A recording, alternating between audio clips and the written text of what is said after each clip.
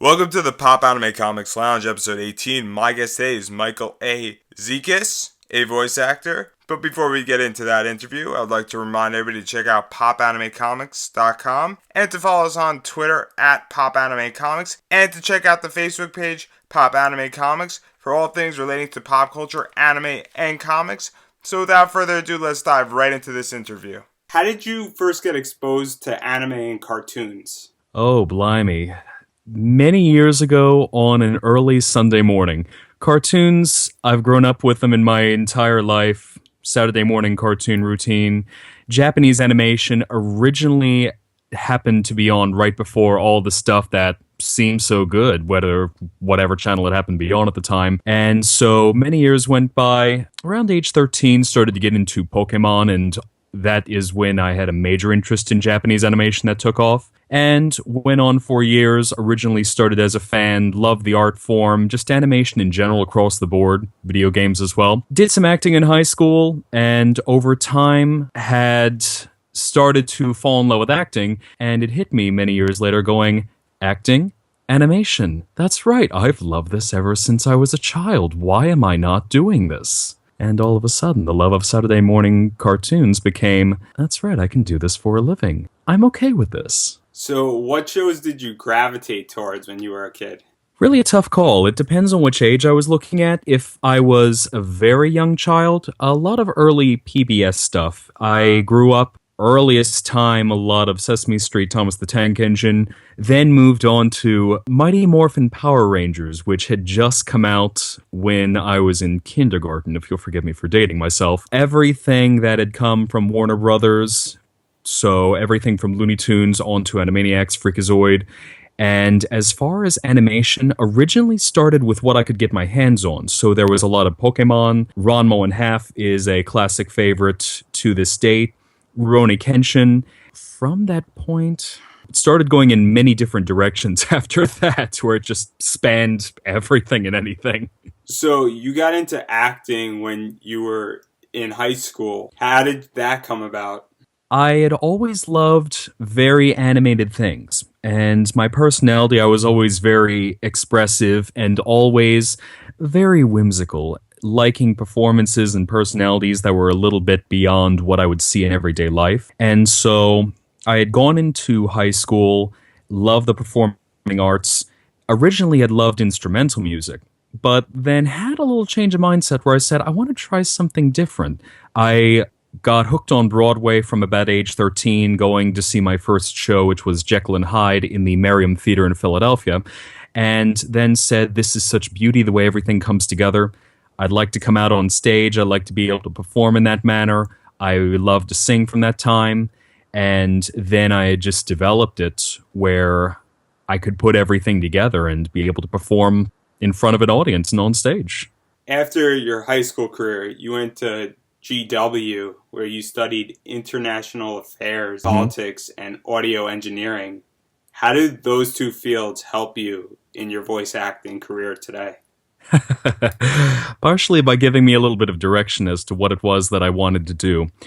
I did go into college originally actually for political science. I was very fascinated about the world affairs around me, and then had moved on a little bit. I said, okay, this isn't quite what I'm looking at. Started to look towards journalism, so a different field of performance in which it was going to be on camera work, and then presenting news stories to be that personality that's able to deliver what seems interesting. And then kind of changed my mind a little bit, and had then moved on to international affairs.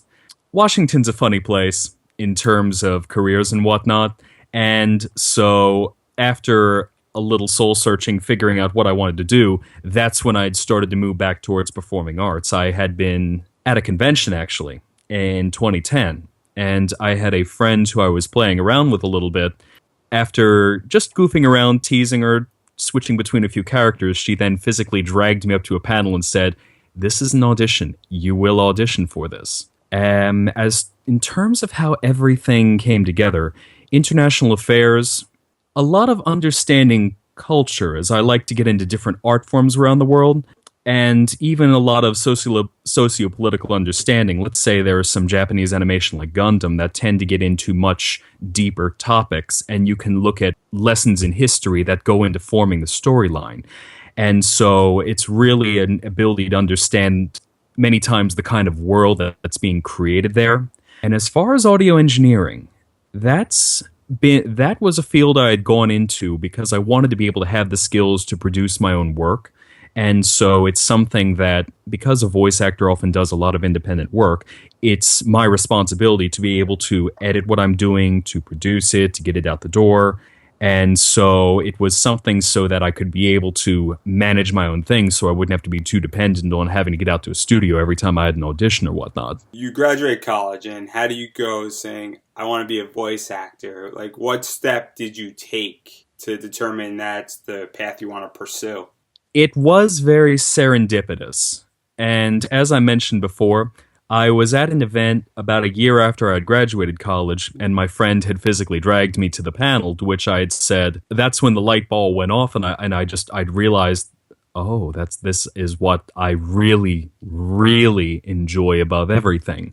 What I did from there, because I had not done voice acting study, I did music studies and an entire slew of things.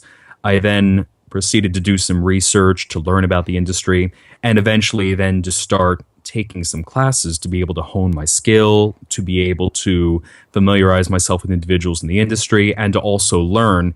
The biggest thing about voice acting is that it's an independent business. And so I needed to be responsible for, all right, I've got a brand, how do I get my name out there? So where did you go about to take classes, and how did you find where to take classes? Well, I did a lot of hunting online originally to see if I wanted to do something with a local name or with someone who was national and do it online.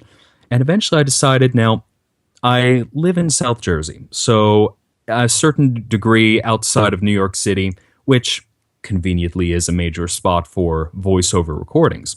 The place where I actually lucked out was using the internet forum, the Voice Acting Alliance. My first teacher, Melanie Ehrlich, she had been posting about advertising a class where she was going to be working different skills in voiceover. I decided, let's go for this. She showed her repertoire, she showed everything it was she had worked on, and I said, this is a person who I can be able to learn with and to hone my skill, and I had made the jump to then come into the city and for a few weeks start learning to really jump feet first into this business.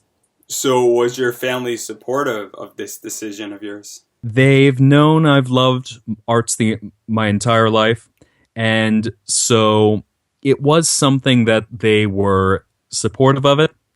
Biggest caveat is being able to show the business and payoff of it, which it takes time to develop.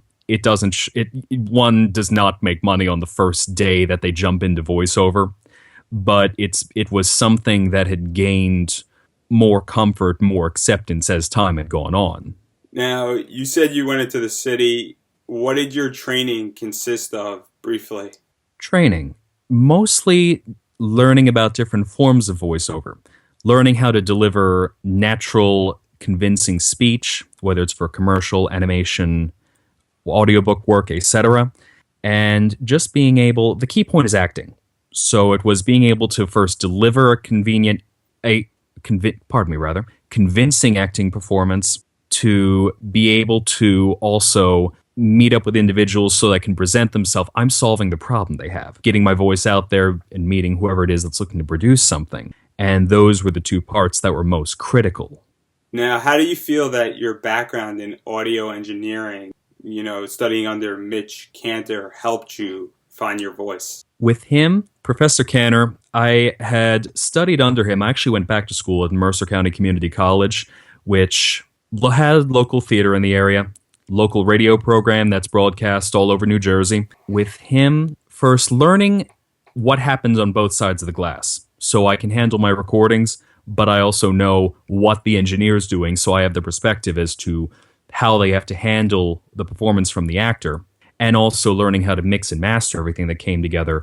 I learned how to produce my own spots, how to do different types of commercial to create them, to learn the basics for creating demos so that down the road being able to make the tools that were really my calling cards, I had all the skills to do that, and even creating original work. Back in February, I was with a troupe of voice actors known as the LTM Audio Players. With them, we produced an original piece known as The Amazing Adventures of Action Jack and Obvious Girl.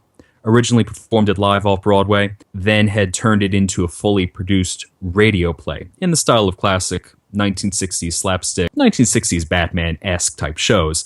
And so the troupe we recorded, and I was also responsible for all of the engineering. So over the course of a month, I had then mixed and mastered this into a fully finished piece that we could then release to the world as our own performance. So do you feel that understanding how, from an audio engineering standpoint, helps you to deliver your lines as a voice actor better, more concise? There is a little difference between it. What it's understanding a lot of is the technique, because as an actor, I learn the sound that's going into the mic with the engineer. Learning really what's good to listen for going into the mic, and if something happens to go off, if there's any way in which it can be saved, to be transformed, or if it's something that just needs to be completely redone. It's a skill that does go hand in hand with being able to do the performance, because oftentimes I've had to mix and master my own work. So you also have a very distinctive voice. How long did it take you to find and establish your voice? Probably as soon as I had gotten comfortable with the voice having changed from having been a young boy, and everything is also, what is this going on? I don't feel comfortable with this, and oh, that's right, I kind of like how that sounds now. Probably around going into college, around 18 was I really got comfortable sitting in the voice, maybe a little bit earlier, 17, and then using it to my advantage, starting to hear that kind of voice in a very pleasant manner, admittedly also in a lot of Japanese animation, where it was something that was a very desirable aesthetic to have with certain characters. Now, your first anime role, you were Cliff from Holy Knight. How did you find out about auditioning for this part? Originally, I had learned about this.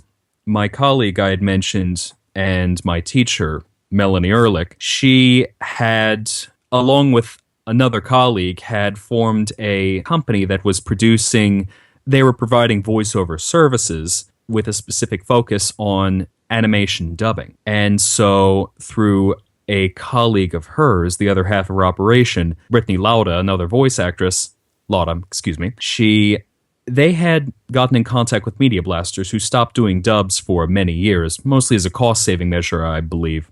And they were willing to present talent that was at the ready to do anime dubbing. And so this was a piece that it was a 2-episode series. They had the license for a while, and now was the time in which they said, we have talent that we can provide. And so through a course of auditioning and then being able to demonstrate my flexibility with these casting directors, they were able to help figure out if and where I might have fit into the role, and who was the best candidate in any circumstance to be able to go out for this particular animation that they needed to be able to dub. So did you audition, or was it finding out who the right candidate was? Originally, I had auditioned for the casting agency that they had created, MB VoiceWorks as it's called. I auditioned with something to go into their talent pool. And from that point, through what they had heard with my performances, they were able to determine what my strongest characters were. Now, since this was your first role in animation, were you nervous, excited? How are you feeling about going through this process? All the above and then some. I had done my first ADR work. I had a chance to study with Darren Dunstan of 4K Media, formerly 4Kids, who is one of the leading casting directors in New York in terms of anime work, and also just being able to study ADR, anime dubbing, because it is a very unique skill in voiceover. The very first time, you have a time code, you have a set amount of time you can get the words in, good luck. Getting into the booth, having had that experience prior,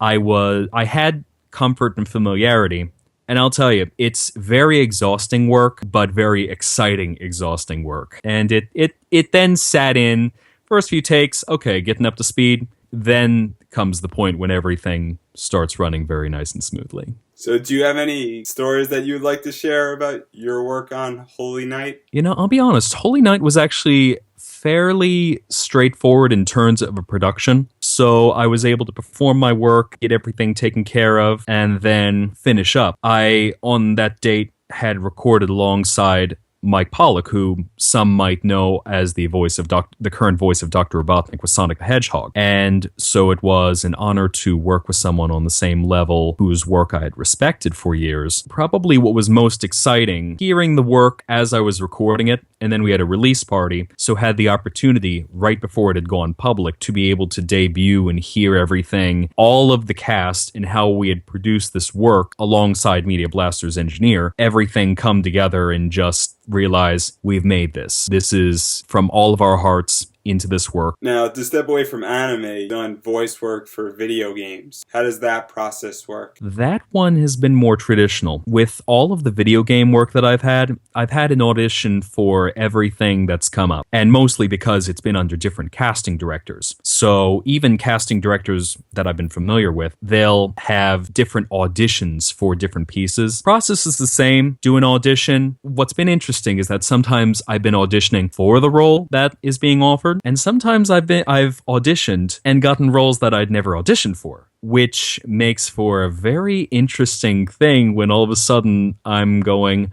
oh, this is nice. I'm not sure who that character was.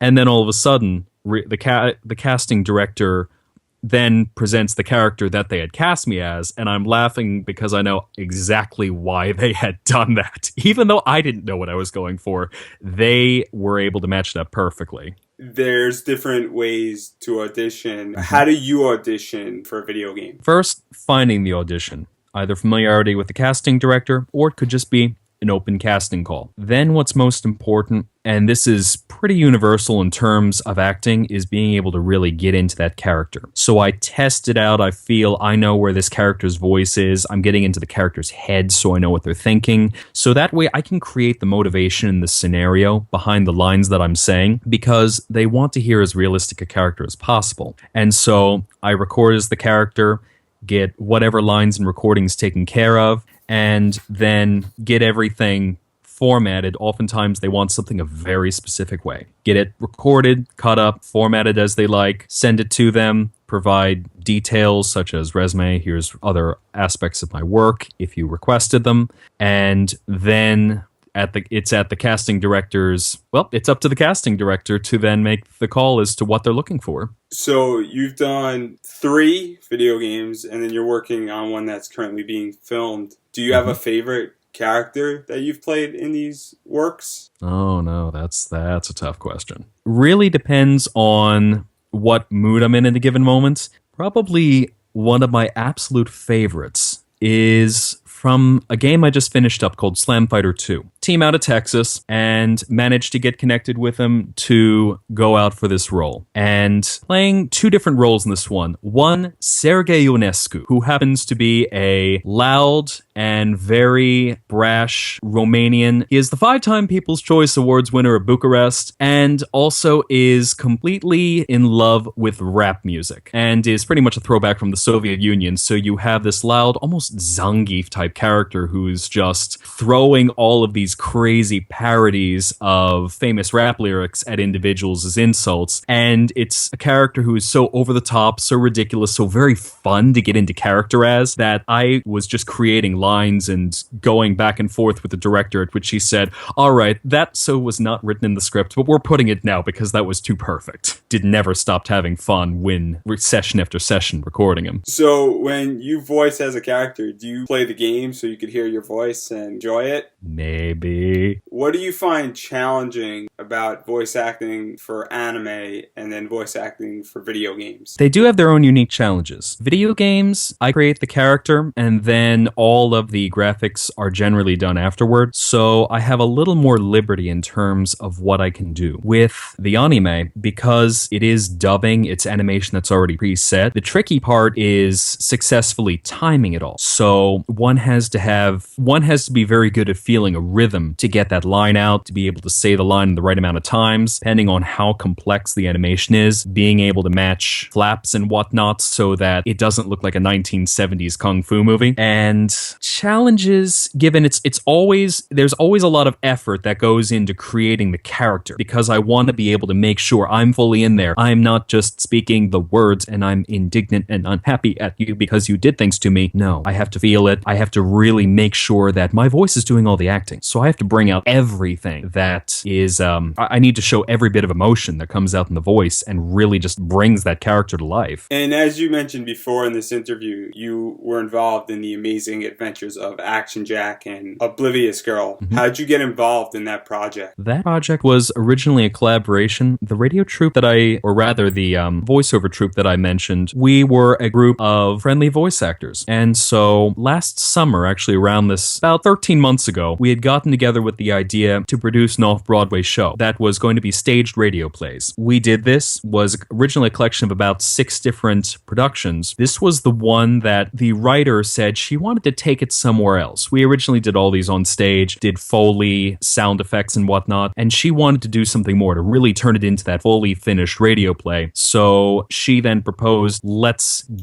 pull the group back together and re-record this, do it not as a live show, but everything it can be fully mixed and mastered. And ultimately we got it to the Atlanta Fringe Festival. So sending it to a long distance venue where it ended up being the most popular show, fortunately, of the entire show. It was really quite an honor to see just the love that it had gotten there. But friends all getting together where we had individual ideas and skills that were able to just put everything together and create something that was totally by ourselves. What were the challenges that were involved producing something like this? The first one was a blizzard. There was one of those crazy ones that hit in February. It took a significant amount of time to meet to record, and then probably took me about 4 times the normal time to get home. So meeting up as a group unit, it was definitely physically difficult. Then I had the script, and because I was doing the engineering, it was then my responsibility to take all the hours of audio, cut it up, and then decide, all right, so now I need to create this scene, everything that's behind the voices, create scenes, create effects, create transitions, appropriate music, different takes that I had to select what had the best emotion to it, and then eventually bouncing my ideas off of the writer to see what, if there was anything she should change, anything that she really liked, and it just added until it was finally ready to go, got the credits done, and off it went. So we're approaching the end of my interview with you, and so I was wondering, what advice do you have for people who want to get involved in radio plays, radio and production and voice acting outside of the anime community? The first thing I would suggest is be fully passionate and fully in love with everything that you do. Every project takes 110% heart, and it will sound all the better because of it. Seek some training, whether it's local, if you can find someone to meet up with. If it's long distance, some voice actors and talents provide distance learning over Skype. And then find your friends, find their skills. Always be optimistic about meeting new people and finding new opportunities. You never know who's looking to produce something, and you'd be amazed at what opportunities are right around the corner. Create your own work. If you've got an idea, put it on paper, test it out with someone else, and figure out what you can do to bring it to life, because there's always some kind of art to create. But above all, just love everything that you do. Just feel free to reach out and ask people. People are always glad to help, and create your own brand with as much pride, uniqueness. Oh, blimey, could go on for hours. There's so many opportunities and so many great things one can do to establish themselves in this business. And finally, before we go, do you have anything you'd like to promote? Website, Facebook, Twitter? Yes, if you'd like to check out anything else of my work, feel free to stop by my website, which is michealazekas.com, and also on Facebook under my name, Micheal A. Zekas. And in terms of projects, it is a little bit tough because occasionally there are ones that I'm not legally able to disclose quite yet. But right now, my latest game, Slam Fighter 2, we are constantly working on new content and updates. So there are surprises I had not even found out quite yet. Check out my website, check out Facebook. Always glad to talk and always glad to entertain. Thank you so much for listening to this podcast. And remember to subscribe to this podcast so it finds you and you don't find it. And I will see you on Sunday.